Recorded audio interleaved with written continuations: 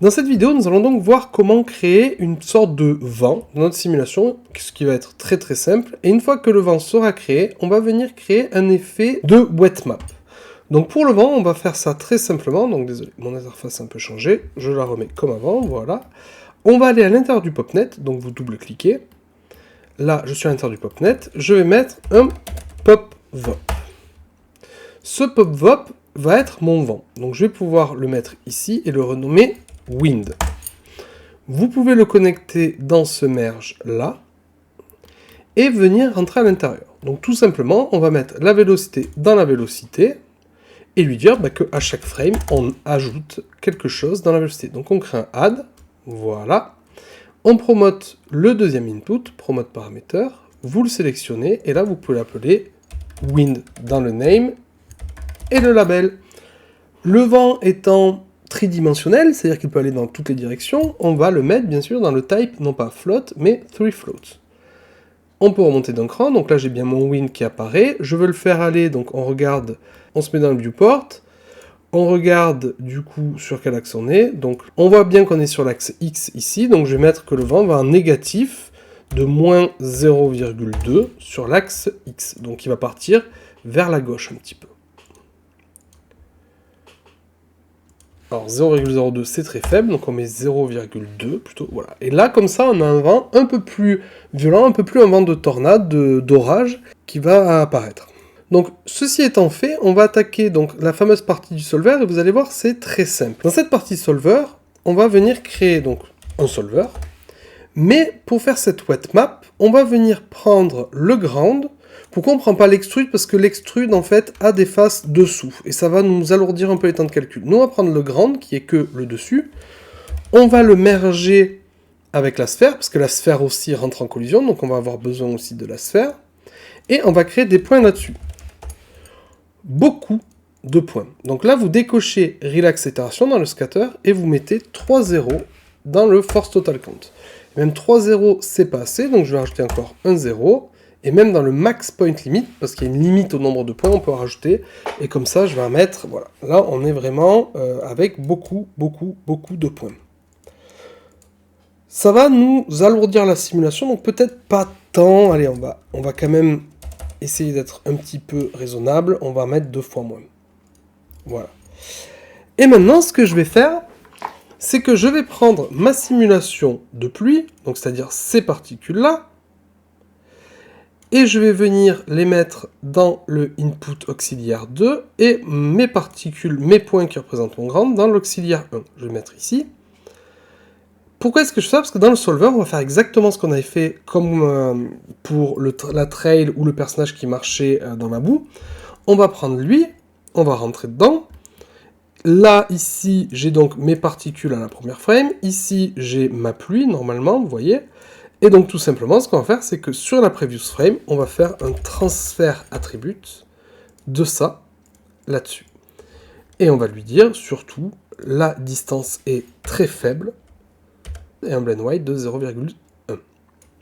Je sors de mon objet, et je regarde ce que ça donne en résultat. A priori, pas grand-chose, parce que j'ai oublié de donner les couleurs. Ça, c'est une erreur très basique. Donc du coup, ce qu'on va faire, c'est qu'il va falloir bien donner les couleurs. Donc ce décor-là, il faut le mettre en noir, exactement comme on avait mis le ground lors de notre dernier exemple. Et les particules de pluie, on va les mettre en blanc. Donc blanc, noir, j'affiche lui, on retourne à la première frame, j'appuie sur play, et là on voit bien que mes gouttes de pluie apparaissent au sol. Donc là c'est pas mal, sauf que on peut faire un merge, on voit pas l'ensemble, donc je vais afficher ça et ça. Donc, je lance la simulation.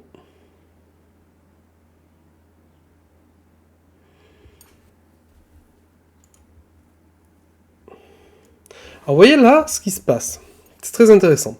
Ça nous crée, si j'affiche les vélocités, vous voyez que ça transfère tous les attributs, ça transfère également la vélocité. Et ça, c'est pas très intéressant, parce qu'on voudrait juste transférer la couleur. Donc là, dans le transfert attribute, dans les attributs, on va décocher primitive, et dans point, on va mettre C majuscule, D minuscule, pour qu'il transfère uniquement que la couleur.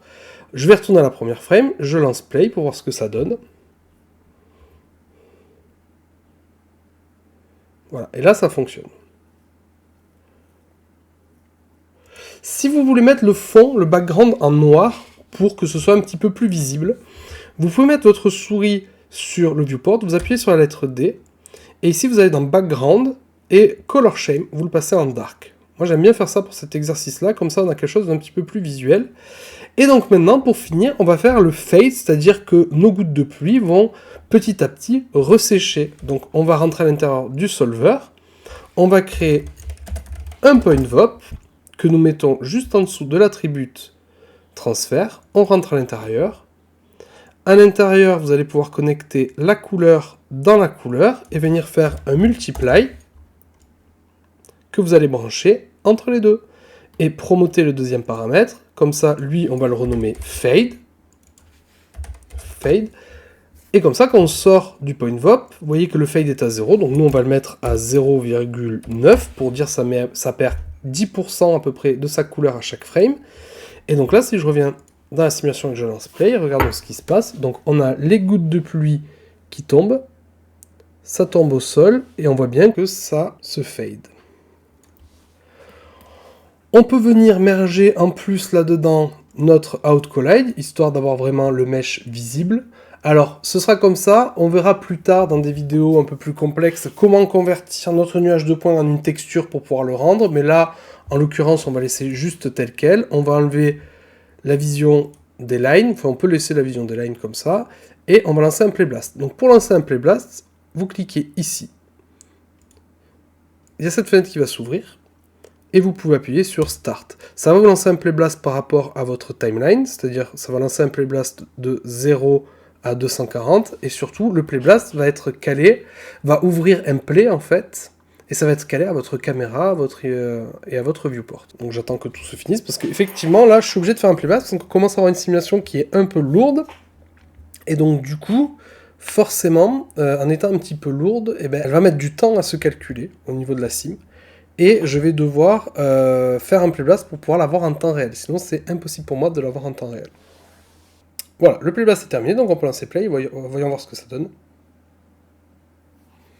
Et voilà, donc on a une simulation de pluie qui commence à fonctionner pas trop mal, on voit bien qu'on a des petits splashes qui se créent un peu partout, et on a quelque chose d'assez intéressant.